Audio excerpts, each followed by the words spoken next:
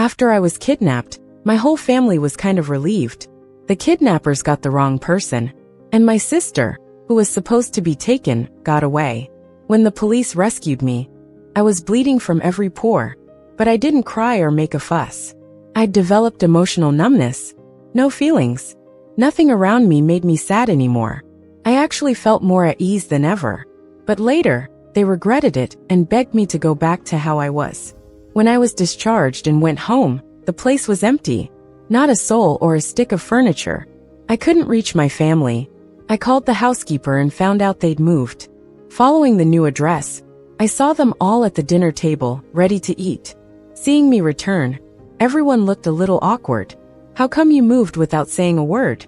Well, your sister's been having nightmares about being kidnapped. So we figured the house might be haunted, and decided to move, my mom said casually, as if talking about what's for dinner. Your sister's more vulnerable, but you came just in time. Have a seat and eat with us. The table was filled with my sister's favorite dishes. I had thick bandages on my face, limping as I walked, and nobody cared. I used to be sad about stuff like that. But now I felt nothing. I'd lost my emotions. Seeing me sit quietly, Emily leaned in. I've been too scared to go out these days, so I didn't visit you. Mom and Dad were worried I'd be kidnapped too, so they stayed home with me. You're not mad at me, are you, Lucy? Before I could say a word, Dad jumped in. No big deal. You two are sisters. You should understand each other. I didn't know how to react. I was the one kidnapped. Emily laughed heartily. Haha. I didn't want Lucy to overthink. She put a shrimp on my plate. But Lucy's always been so independent and brave. I've always admired people who are fearless. I quietly put down my chopsticks. I'm allergic to shrimp. Nobody at the table even remembered. My name is Lucy, born July 7th. My sister is Emily. We are real sisters. A fortune teller said I had a bad fate, shouldn't be raised by my parents. So they sent me to live with my grandparents in the countryside. They hardly ever visited me. After the old folks passed away, they finally brought me back. I came home with high hopes, but soon realized this place wasn't mine. On the day of the kidnapping, Emily insisted on taking a deserted alley, then decided she had to find a restroom herself, telling me to wait there. And then I lost consciousness. I'll never forget that memory. Damn it, worthless thing, one kidnapper swore, punching me again and again. They mistook me for my sister. My family wouldn't pay a ransom, so they got nothing.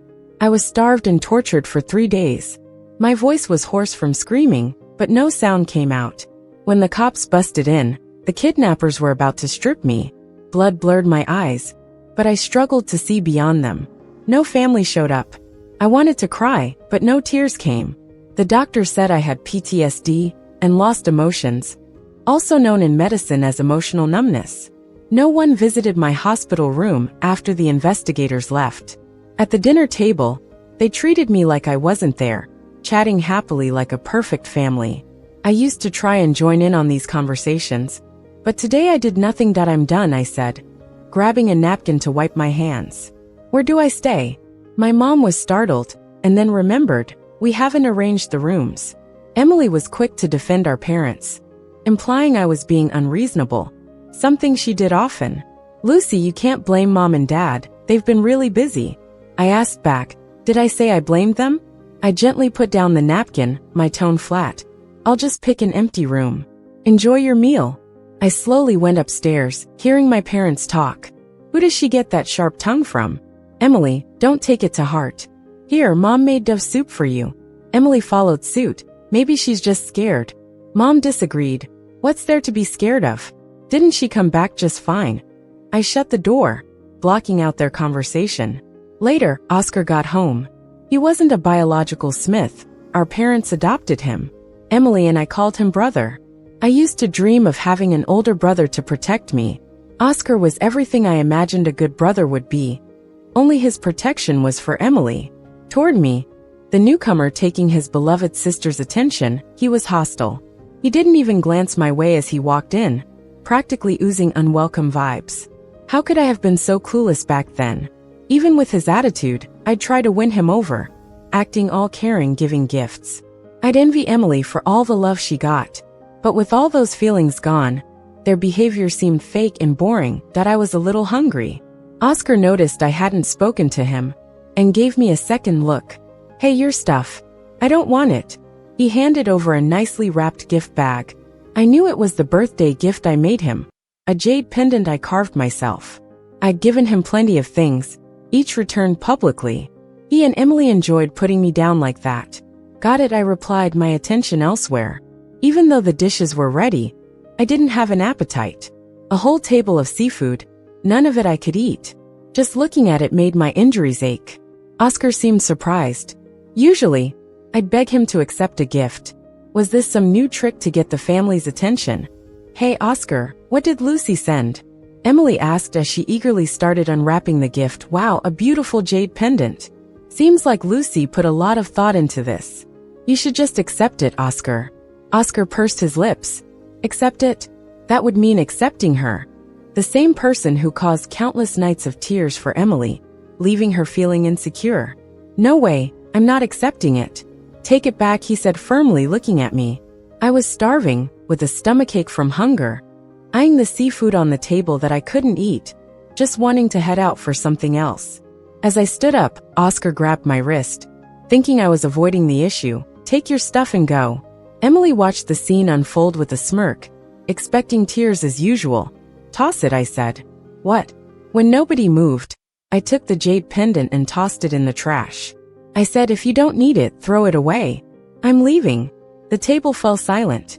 This version of me was unfamiliar to them. I didn't care and left. Oscar felt uneasy watching my annoying silhouette fade away, as if something within him slipped out of control. Emily glanced at Oscar, gripping her chopsticks tightly. I went out and had a satisfying meal. When I returned home, my parents were waiting in the living room. Come over, we need to talk, Dad said. I kinda knew what they were about to say. Since I came back, we've barely talked except when they wanted to push me into arranged relationships. Wealth tends to circulate within a small circle, and linking up with other rich families is common. They don't want Emily involved since she and Oscar have had sparks, so they've delayed these plans. But with me back, their problem's solved. The less favored daughter, fitting to be a pawn. Lucy, the youngest son of the Taylor family, is back from overseas. You two are about the same age. Maybe meet up, have a meal, chat, Mom added. We were really worried when you got into trouble. If there's a guy by your side to protect you, we'd feel more at ease. I've always turned down these setups. Rich kids often lead flashy, messy lives.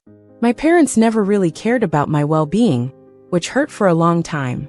But now, whatever. If meeting him gets them off my back, find out, I nodded. Sure, when do I meet him? Surprised by my quick agreement, their prepared speeches were wasted. Both froze for a moment before Dad spoke up. Tomorrow at noon, at a restaurant owned by the Taylor family group. It's fine if nothing comes of it. They aren't just any wealthy family. I nodded again. Silence settled in. Anything else? No, nothing else. I stood up and headed upstairs, swift and decisive. My parents exchanged a look, seeing complicated feelings in each other's eyes. Does she's been acting strange? Hope she isn't planning something. I'll have the butler keep an eye on her. Make sure she doesn't cause trouble. She'd do well to be half as sensible as Emily. How could she compare to the daughter we raised ourselves? I chuckled lightly. True. Only Emily is their real daughter. That I met the date that afternoon. Mason was leaning against the car window, lighting a cigarette but not actually smoking. He didn't like smoking but needed the image it created. After letting it burn out, he messed up his hair, got out of the car. Just as I was watching, a boy too pretty to be real, he unbuttoned a couple of shirt buttons, slouched in a chair. Hey, are you Mason? I greeted him. Yeah, and you must be Lucy? Mason hesitated. Heard you've turned down a lot of people. I wouldn't say turned down. I've just never met them. He suddenly laughed. Well then, I'm honored. What's your take on arranged marriages, Lucy? What's there to think? I'm just a pawn, doing what my family wants. The kidnapping hasn't been widely talked about, but Mason surely knew. He looked at me meaningfully. Lucy, you're a lot like me. He raised his glass to toast. I pushed mine aside. No thanks, I'd rather eat first. Mason paused, then leaned on his elbow, chuckling softly. All right, let's eat then. I sighed. Thought I'd meet a simpleton, but he turned out to have more angles than a honeycomb. After finishing the meal and parting ways with Mason, I got messages from my parents. They were thrilled. The Taylor family was impressed and wanted a quick marriage. I miscalculated. I just wanted to find a gullible guy to play along, keep my parents off my back about more dates. But now I dug my own hole with Mason. I wasn't emotional, but clearly should have been a bit more concerned. Knowing the Taylors really liked me kept Emily on edge. She believed she had me beat and everything, and Oscar was on her side unconditionally. But if I actually tied myself to the Taylors, her sense of superiority would vanish. When I got home, Mom and Dad were visibly stressed, no longer the excited tone they'd had in their messages. Emily was sick. Oscar, who was supposed to travel, canceled his flight to stay by her side. I asked why, learning Emily had been plagued by nightmares. The household felt like a funeral, but really, it was just a bit of restless sleep. I remember the day I got discharged from the hospital. It was like going from one extreme to the other. Lucy, every time Emily sees you, she thinks about almost getting kidnapped. She can't eat, can't sleep. If I remember right, I was the one who got kidnapped. Should I be angry? I don't know, my heart feels calm, just a painful throb in my head. But you're okay, right? Emily's different. She's timid because she never went through anything like this. Maybe you should stay somewhere else for a bit. Mom chimed in. I glanced at the tightly shut door on the second floor. Emily's telling me no matter what, no matter how hard I try, Mom and Dad will always favor her unconditionally. Got it. I headed upstairs. Mom got worried. What are you doing? Emily hasn't slept well for days. Finally fell asleep. Don't wake her up. I sighed, speaking lightly, packing my stuff. Aren't I leaving?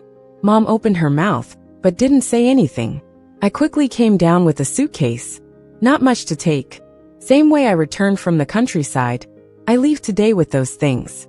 They've been packed away in the suitcase for a while. Everyone had different reactions seeing how decisive I was. I have an apartment nearby you can stay at, Oscar said, setting a key on the table while getting a drink of water. Mom and Dad seemed surprised. After all, Oscar's the only one who never cut me any slack in this house. Oscar wasn't sure why he did it, but seeing my small figure alone with a little suitcase, he suddenly didn't want me to leave. But Emily would be scared. So this seemed like a fair compromise. Don't mess with the stuff inside. Don't bring people over, no pets or plants either. And no need, I already booked a hotel. I interrupted. Oscar looked a bit caught off guard. Didn't expect me to refuse. If this were before the incident, I'd probably be over the moon. But if this were before, Emily wouldn't have used this excuse to get rid of me. And Oscar wouldn't casually let me stay at his place. It's an unsolvable puzzle. Oscar visibly wasn't happy, thinking I'm being ungrateful. You sure know how to leave fast. I didn't react to his sarcasm, dragging the suitcase outside, staring at the keys for a long time. Oscar abruptly slammed them into a drawer. Emily felt something was off. Everyone at home seemed distracted. Oscar claimed he was working late, hadn't been home for days. And Mom and Dad, they'd sigh while eating. Mia, I felt bloated these days. Can you make that health porridge you usually do? Mom asked, rubbing her stomach. Ma'am, that wasn't me. Emily tried to interrupt, but Mia spoke first. It was Miss Lucy.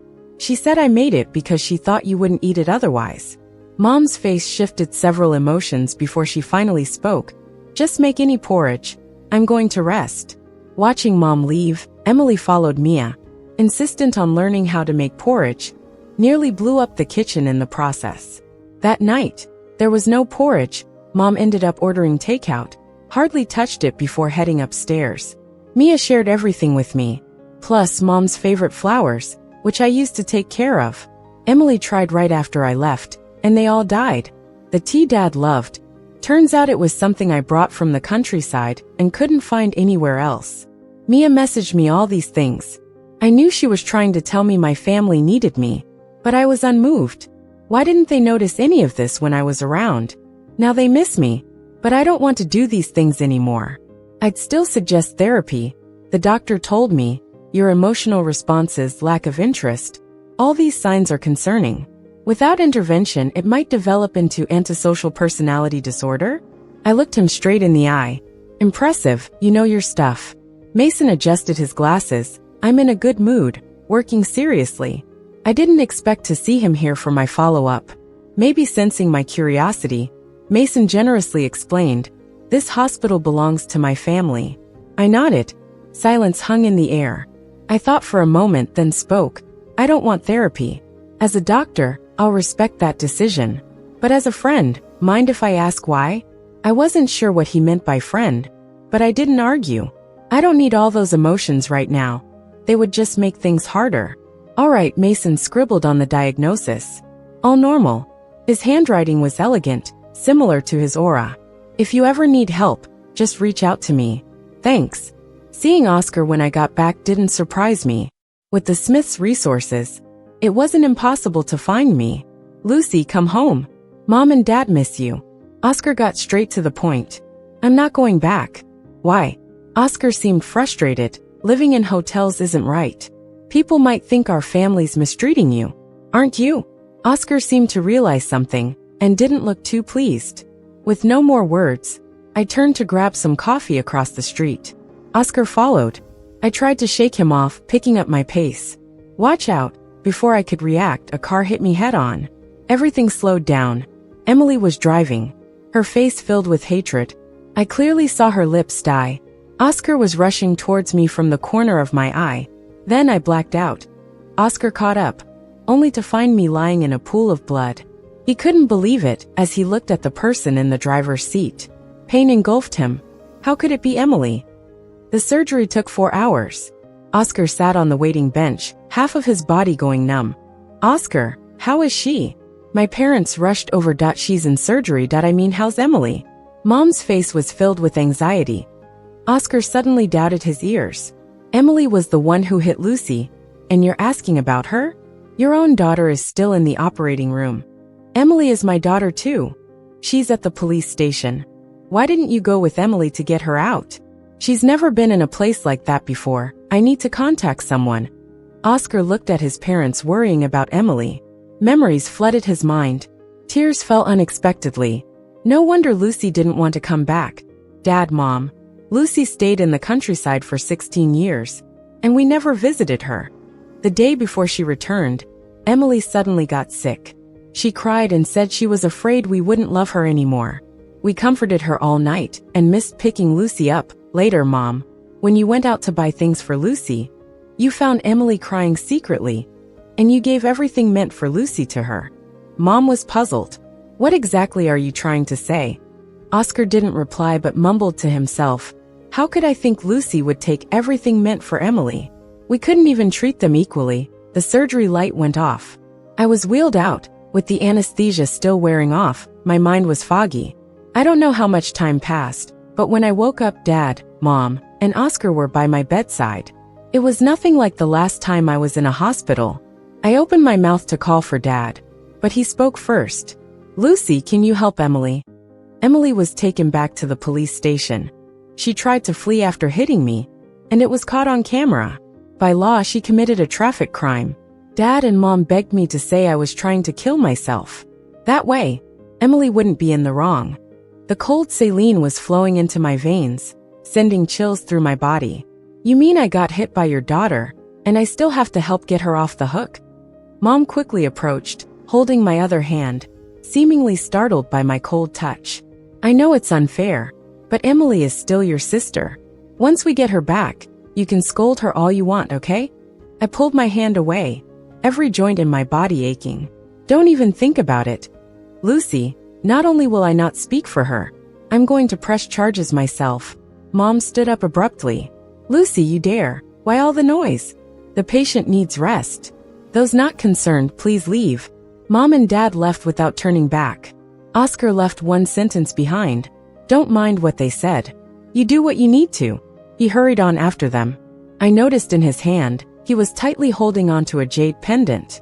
It was the one I threw away when Oscar returned it on his birthday. The doctor approached me. "Are you still in pain? Can you move?" I snapped back. "Is your hospital staff so short that the psychologist is handling the surgical ward?" Mason removed his mask, revealing his handsome face. "Wow, not even a thank you for helping you get rid of them. And you're giving me attitude. What's with that temper?" He moved closer. examining my face for a moment. At least your face is okay. Looks like you've been through a lot. Just out of the hospital, and now you're back in. Are you secretly in love with me? Finding excuses to come back? Maybe you should see a doctor for that. You're warm-hearted, caring about my health. He studied the medical chart for a while, then sighed that I knew my injuries weren't too severe. But getting hurt consecutively surely wasn't good for me. Get plenty of rest. Stay away from seafood and cold foods, so much trouble. I complained. Mason didn't reply, only gave me a woeful look. Me? Mason, what am I going to do with you, me? It wasn't until he showed up with a thermos that night that I realized what he meant. That I spent 2 days in the hospital, during which Mason brought me food 3 times a day. He said he was doing his duty to save lives. Your sister was charged. I sipped my soup. You really care about her. I overheard your parents that day. This morning, they got your sister out. I paused for a moment. And then I got her back in. That took me by surprise. What? That's what we worthless bastards do, spending a fortune to please a lady. I nearly forgot he was the young master of the Taylor family. The Smiths won't let her stay there for long. They'll find a way to get her out again. That's okay. I'll just put her back in. Mason said it lightly, like it was a game. Hey, when's the trial? Need me to find you a good lawyer? I have a lawyer. Doesn't seem like your guy is up to it. Really don't need any help. I stirred the soup, pondering. Noah, my lawyer, was an old friend of my grandparents. Alright, if you ever need help, call me. I'm a guardian angel in white. I didn't respond to his attempt at humor. Mason wasn't an idiot. He must have his reasons for helping me. I voiced my suspicion. Mason's smile faded a little. Why do I need a motive? Can't I just help? I thought for a moment. Otherwise, it doesn't make sense. He seemed disappointed. Alright, I have my reasons. What do you want from me? I didn't like owing favors. Mason tidied up my empty dishes and winked at me. I'll tell you later. Soon, it was time for the court case about the accident. On Emily's side, the Smith family showed up in full force, bringing along 2 lawyers. Quite the entourage. Me and Noah, my lawyer, felt a bit out of place next to them. After the court rules were read, it was time for the plaintiff's statement and the defendant's response. Emily's lawyer confidently claimed I had suicidal tendencies. The plaintiff grew up in the countryside, distant from her parents, while my client has a great relationship with her family. The plaintiff tried to mend her ties with the Smith family, but relationships take time. Eventually, she lost hope for family bonds and grew envious of my client, which led to extreme actions, even an attempt at suicide. This guy knew how to talk nonsense. It's true I was treated coldly by the Smiths, and feeling low would be understandable. But he didn't know that I wasn't the kind of person anymore who'd be upset over parental favoritism. I have no reason to harm myself, I calmly replied. Your jealous mom and dad love me. That's why, Emily chimed in. I'm not. Yeah, right. I've seen you crying in secret at home. Emily was hell-bent on convincing everyone I was suicidal, spilling everything. She didn't notice how her words made the Smiths uneasy. I looked at the judge. I was diagnosed with emotional flatness last month. The room erupted in whispers. Everyone looked shocked. Jealousy, envy, sadness, I don't feel these. I have no reaction to how the Smiths treat me. Noah, my lawyer, intervened. Your Honor, we have evidence. The staff quickly brought over my medical report. I lowered my gaze. I got it arranged by Mason yesterday. Lucy, why didn't you tell us? Oscar was in pieces. You have no feelings, huh? No feelings, Emily laughed loudly. Order, the judge commanded. The case was straightforward. Proving I wasn't suicidal basically nails Emily for traffic violations. Emily shot me a venomous look, as if wishing to strangle me right there. In the end, she got sentenced to a year in prison, suspended for a year. Lucy, you're really something, she spat. Even if she wouldn't actually serve time, she'd have a record. Compared to her, my parents' expressions were way more complicated. Lucy, it's over. Let's put this behind us. Emily harshly tugs at Mom's arm. But Mom kept going. Every family has issues, and now Emily's been punished. Come home with me. My lawyer pulled out a document, Mr. and Mrs. Smith. This is the cutoff agreement my client prepared. Please review and sign. Lucy, what do you mean? Exactly what it says. I don't want to be your daughter anymore. Lucy, we can work things out as a family. Let's not make rash decisions. Lucy, whatever we've done wrong, we apologize, okay? Emily grabbed Mom. Mom, why are you doing this? If she wants to sever ties, let her. Shut up. Oscar barked that I took off my coat to reveal a backless top. My back was covered in scars. People gasped. Some of these were from a beating after a kidnapping, others from the accident. They all hurt in their own way. Lucy, I couldn't care less about their expressions, focusing on the agreement. I've lost emotions, but I still feel pain. These scars ache on rainy days. I don't mind the favoritism or lack of love, but I won't suffer any more for it. I've already signed. Do it quickly. With that, I started packing to leave. Emily's eyes burned with hatred and a hint of excitement. You realize that without being a Smith, you'll be worthless. The Taylor family won't take you in. I glanced at her. Isn't that what you wanted? You Lucy, just wait and see. She smiled triumphantly, imagining me as an outcast. Noah went back and forth with the Smiths before Oscar decided they'd sign. Noah handed me the documents. There, I've done my duty by your grandparents. Focus on living well now, kid. Holding those light papers felt heavy, grounding me, making freedom possible. I was no one's daughter. Just me, Taylor family. Smiths cut off Lucy. I've set you up with someone from the White family. Meet her this weekend, Mason's father arranged. Mason frowned. I won't go. I'll marry no one but her. Then you're no son of mine. Fine by me. Mason walked out with a clear handprint on his cheek, but seemed relaxed. How'd it go? Great. The old man kicked me out. I'm free of shares, the company, everything. You can start your plan then. Congrats. I was Mason's legit reason to leave the Taylor family. He had plans to bring them down while seeking vengeance for his mother who they'd wronged. You're ruthless, I noted. Ever since Mason was a kid, he vowed to avenge his mom by gathering enough evidence to topple the Taylors. He'd waited 20 long years. Now that Chairman Taylor is getting on in years, he's thinking about leaving him some shares. But he couldn't care less. He's only focused on taking down the Taylor family. What? I'm just an innocent boy who ran away for love, Mason said, rubbing the right side of his face, tilting his head. Did you just laugh? Are you mocking me? No, you must be mistaken. I picked up my glass to hide my smile. You definitely laughed. Boring. Hey, isn't boredom a kind of feeling? Right. Get lost. I denied it out loud. But inside, I realized I might have shaken off some kind of restraint. All those lost emotions started to come back bit by bit. In less than a month, the Taylor family crumbled. This giant that had been dominating the city for years suddenly collapsed, taking down a few other big families with it. That included the Smiths. Overnight, the company went bust, factories shut down, houses got auctioned off. Once high and mighty tycoons became no different from regular folks. For ordinary people, it might have been nothing, but for those used to a life of luxury, it was like falling from heaven to hell. Emily cried, wanting to keep those dresses and bags, and Mrs. Smith couldn't bear it. How about leaving her a few? Mr. Smith seemed 10 years older than a month ago.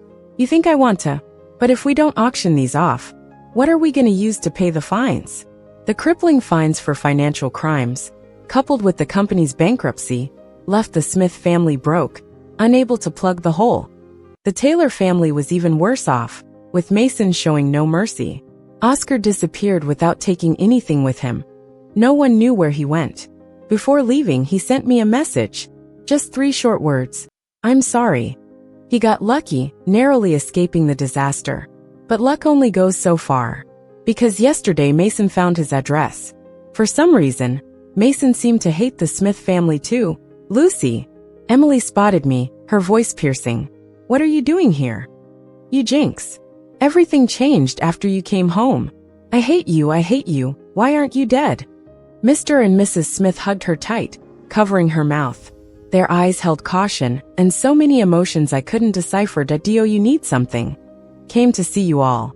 Mrs. Smith's expression softened a bit. To see your downfall, I finished. Emily charged at me. Shut up, you witch. She rolled and crawled on the floor towards me, her parents struggling to hold her back. It was the first time I'd seen her in such a pitiful state. Mrs. Smith hesitated for a long time before finally speaking. I know you hate us, She was choking on her tears, unable to finish a sentence. Hate? Before the kidnapping, all I felt was sadness. After the kidnapping, I felt nothing.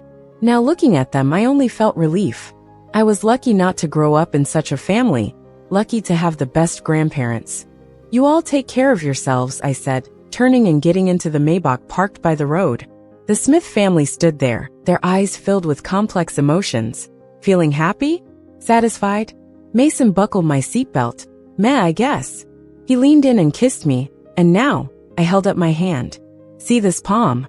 I see it. It's feeling kinda itchy, I said, and my hand was about to come down when Mason grabbed it. You're so aggressive. I kinda liked you better when you had no emotions, no reactions. And now you're resorting to domestic violence, huh? Get lost. The end.